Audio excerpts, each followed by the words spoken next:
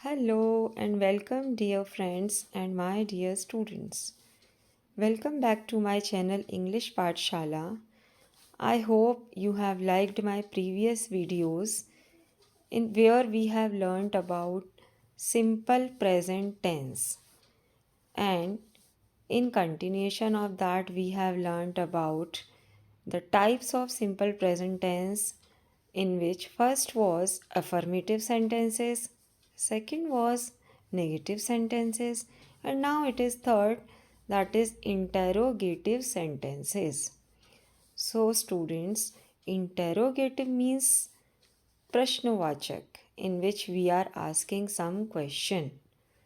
Okay, सो interrogative sentences होते हैं जिनमें हम किसी से कुछ क्वेश्चन करते हैं, कोई प्रश्न पूछते हैं, और इसका हम सेंटेंस कैसे बनाते हैं. What is the sentence structure of this? First of all we use do और does, and in some sentences we also use is or are.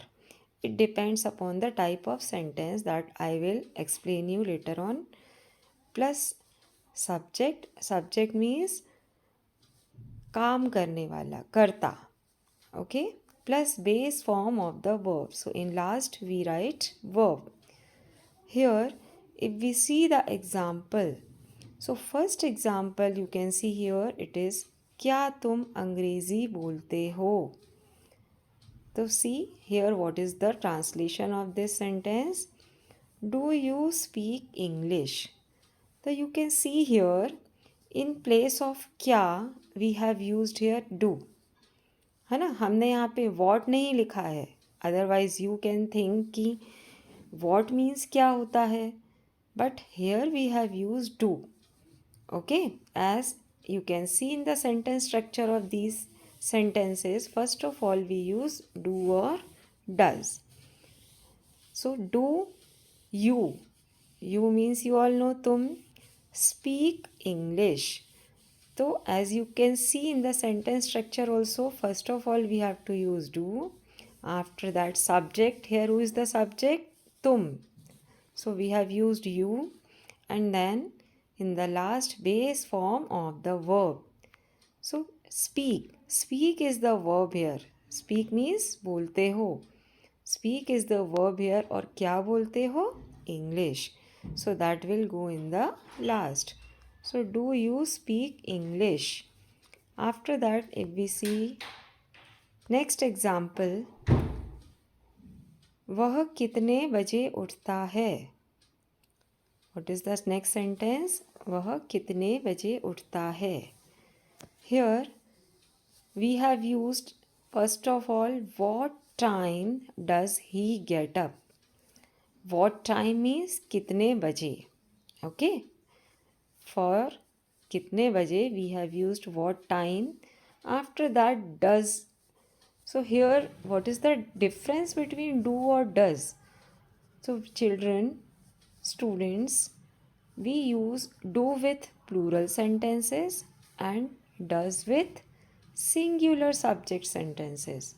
Okay, so here वह means he is a singular subject. ही अकेला ही है. singular means अकेला, single है. Okay, that's why with this singular subject we have used does. What time does he get up? Get up means उठता है. Again you see what time means कितने बजे does he get up. Okay, so here also we have used does, then subject, and then verb. Okay, after that see the third example. क्या वह doctor है. क्या वह doctor है. Here we are using is. In place of do or does, we are using is. Is she a doctor? Okay, so what we have used here, is she a doctor. So again first of all is has come, then subject has come, and after that we have used a doctor. अब हम आप ये सोच रहे होंगे कि हमने यहाँ पर डू और डज क्यों नहीं यूज़ किया, यहाँ पर इज़ क्यों यूज़ किया। तो एक्चुअली व्हाट हैपन्स कि यहाँ पर हम कोई काम नहीं कर रहे हैं। हमने एक सिंपल सेंटेंस पूछा है, इश क्या वह डॉक्टर है, इश शी अ डॉक्टर, है ना। यहाँ पर कोई काम नहीं हो रहा है एक्चुअली में, इसलिए हमने यहाँ पर इज़ लगाया है। और जहाँ पर हम काम कर रहे होते हैं वहाँ पर डू और डज लगाते हैं। Similarly you can see example number 4, क्या तुम खुश हो, है ना। यहाँ पर खुश होना एक वर्ब है, पर ये इस तरह से काम नहीं हो रहा है जैसा कि हम कंटिन्यूशन में करते हैं। तो here also we have used, see the translation, are you happy? What is the translation? Are you happy? So here we have used are. Why we have used are? Because तुम जो है you एक plural subject माना जाता है, चाहे वो एक के लिए यूज़ हो या एक से ज़्यादा के लिए। अगर हम आप कहें, दो से ज़्यादा लोग हों तो भी तुम या आप आएगा, उसमें भी हम यू यूज़ करेंगे। तो you is considered always as plural subject, और जहाँ पे प्लूरल सब्जेक्ट होगा वहाँ पर हम आर यूज़ करेंगे, इज़ यूज़ नहीं करेंगे। ठीक है। तो आर यू हैप्पी, क्या तुम खुश हो।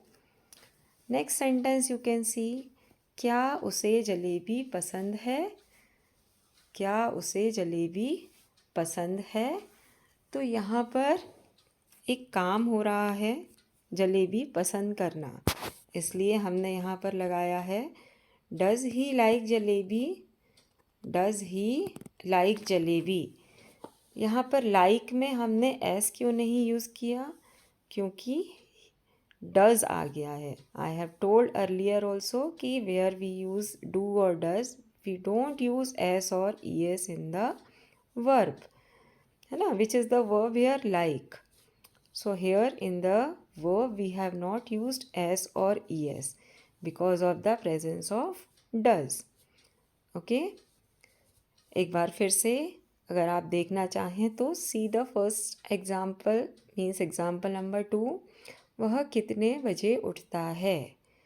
What time does he get up? Example number 3, क्या वह डॉक्टर है। तो यहाँ पे like I have used is she a doctor, ये शी किसके लिए यूज़ होता है, लेडी के लिए, है ना, गर्ल के लिए या लेडी के लिए। अब क्या वह डॉक्टर है, इस हिंदी सेंटेंस में देखिए वह आया है, इस वह में हमें ये नहीं पता चल रहा है कि यह लेडी डॉक्टर है या जेंट्स डॉक्टर है ना, गर्ल है या बॉय है, सिर्फ वह आया है। तो यहाँ अगर हम इसके ट्रांसलेशन में इज़ ही अ डॉक्टर भी यूज़ करते then also it will be correct. ठीक है, वो भी सही होता, इज़ ही अ डॉक्टर और इज़ शी अ डॉक्टर, दोनों करेक्ट होते, क्योंकि जहाँ पर ये क्लियर नहीं है कि ये गर्ल है या बॉय है, मेल है या फीमेल है, तो फिर हम ही और शी कुछ भी यूज़ कर सकते हैं। ओके, देन सी एग्ज़ाम्पल नंबर 4, क्या तुम खुश हो।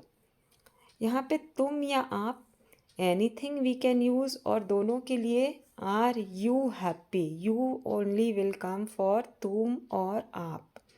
ठीक है, तुम और आप किसी के लिए भी यू ही यूज़ करेंगे हम। तो are you happy. Next is, क्या उसे जलेबी पसंद है। तो उसे, यहाँ पर भी ये क्लियर नहीं है कि उसे हम किसके लिए यूज़ कर रहे हैं, मेल के लिए या फीमेल के लिए, गर्ल के लिए या बॉय के लिए। Okay, that's why here if you write does she like jalebi then also it is correct, if you write does he like jalebi then also it is correct. तो this is the rule of affirmative sentences, negative sentences, and interrogative sentences, that here we are using these simple sentences in this way. And if you want to practice some more sentences, you can have some homework here. Okay, so you have to translate these sentences in English. First is मैं विद्यालय जाता हूँ. आपको ये sentences अब खुद translate करके मुझे कमेंट करने हैं. ओके, मैं विद्यालय जाता हूँ. सेकंड इज मैं एक अध्यापक हूँ. मैं एक अध्यापक हूँ. थर्ड इज वह हर दिन 5 घंटे सोता है. नेक्स्ट, आप क्या करते हैं. आफ्टर दैट, तुम वहाँ मत जाओ. नेक्स्ट, अब मुझे नहीं लिखना. नेक्स्ट, आप कहाँ जा रहे हो. नेक्स्ट इज़ वह कैसी है. आफ्टर दैट, आप यहाँ रोज़ क्यों आते हो. एंड लास्ट इज़ मुझे यह फूल पसंद है. सो स्टूडेंट्स एंड फ्रेंड्स, जैसा कि आपने मेरे सारे वीडियोस में अभी तक सीखा है, हमने सिंपल प्रेजेंट टेंस के सारे टाइप सीखे. Affirmative sentences, negative sentences and interrogative sentences. और ये सारे एग्जाम्पल्स उन्हीं different type of simple present tense पर बेस्ड हैं. तो आपको इन सभी को ट्रांसलेट करके मुझे कमेंट करना है. Okay, then I will announce the name in my next video who will comment most correctly. Okay, तो जो सबसे ज़्यादा करेक्ट ट्रांसलेट करेगा उसका नेम मैं मेरे नेक्स्ट वीडियो में अनाउंस करूँगी. ओके, और अगर आपको मेरे वीडियोस इजी लगते हैं, आपको लगता है कि ये आपको इजी वे में इंग्लिश सीखने में हेल्प कर रहे हैं, आपके डाउट्स क्लियर हो रहे हैं, और अगर आपको कोई डाउट्स हैं भी तो आप मुझे बेझिझक कमेंट कीजिए और मेरे वीडियोस को लाइक, शेयर एंड सब्सक्राइब कीजिए. Thank you for watching my video. Wait for my next video. Till then, bye bye.